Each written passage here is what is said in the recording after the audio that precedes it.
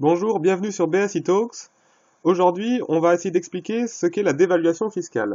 Donc, pour expliquer tout ça, on va reprendre un petit exemple chiffré très rapidement. Donc, sur la dévaluation ou dépréciation, c'est la même idée. Dépréciation, c'est quand la monnaie devient moins chère par le jeu du marché. Dévaluation, c'est plus quand la banque centrale décide de la rendre moins chère par sa politique. Enfin bref, peu importe.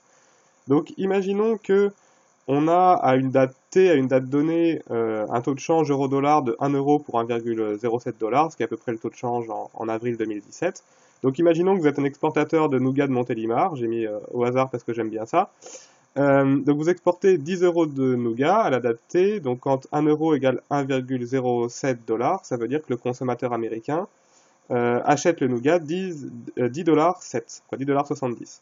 À une date ultérieure, j'ai mis T plus 1, la date qu'on veut, le taux de change euro-dollar est passé à 1 euro pour 1 dollar, donc l'euro s'est déprécié ou dévalué, peu importe, puisque avec autant d'euros, j'ai moins de dollars. Donc dans ce cas-là, le nougat aux États-Unis ne vaut plus que 10 dollars, et on voit que pour un consommateur américain, ça devient moins cher d'acheter du nougat français, donc les producteurs français sont plus compétitifs à l'export. Alors un peu le revers de la médaille de la dévaluation, c'est que pour le consommateur, les prix deviennent plus chers.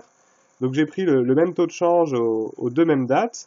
Imaginons que vous importez des États-Unis un livre d'économique d'un économiste que vous aimez bien, il y en a plein, il n'y a que l'embarras du choix.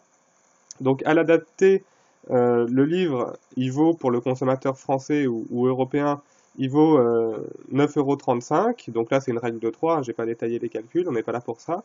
Et à la date T plus 1, le livre, il vaut 10 euros. Donc suite à la dévaluation ou dépréciation de l'euro, les produits importés coûtent plus cher pour les consommateurs.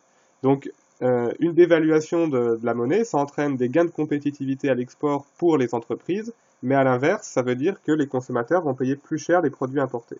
Et bien là, la dévaluation fiscale, en fait, c'est exactement la même idée, seulement qu'on va jouer avec la fiscalité, comme son nom l'indique, plutôt que de jouer sur les taux de change. Donc notamment en zone euro, où on n'a plus de taux de change, donc on ne peut plus jouer sur la valeur des monnaies pour essayer de gagner en compétitivité. Donc imaginons par exemple qu'on transfère le financement de la protection sociale des entreprises vers les ménages. Donc par exemple on baisse les cotisations sociales des entreprises et on augmente, mettons, la TVA, qui est un impôt sur la consommation. Donc ce qu'on appelle parfois la TVA dite sociale. Donc la conséquence logique, c'est que les entreprises vont être plus compétitives à l'export, puisqu'elles auront moins de charges à payer, moins de coûts.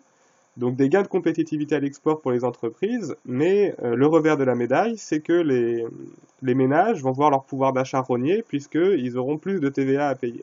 Donc en fait, la dévaluation fiscale, c'est un peu, on le voit bien, c'est un peu exactement le même processus que la dévaluation par la monnaie, donc avec disons les mêmes conséquences, des gains de compétitivité et une perte de pouvoir d'achat pour les ménages. Voilà, donc j'espère que vous avez désormais bien compris ce qu'est la dévaluation fiscale.